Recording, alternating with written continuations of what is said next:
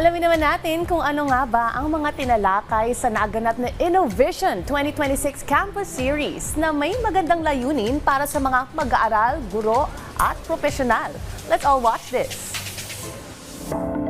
Habang patuloy na nagiging moderno ang pamumuhay, kasabay nito ang mabilis na pag-usbong ng mga makabagong teknolohiya.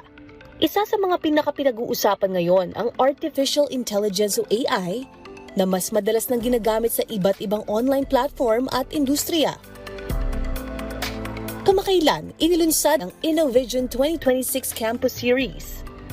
Layunin nitong ihanda ang mga estudyante, educators at professionals sa mga larangan tulad ng artificial intelligence, Internet of Things, cloud computing, cybersecurity at blockchain.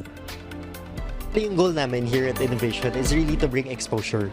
So, a lot of technologies do exist right now. And ang problem is sometimes we don't know that they exist, we don't know how they work.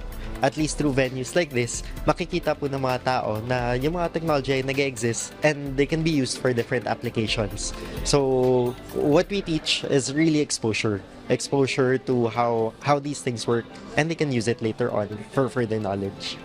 Binigyang diin din ang kahalagahan ng responsable at maingat na paggamit ng AI.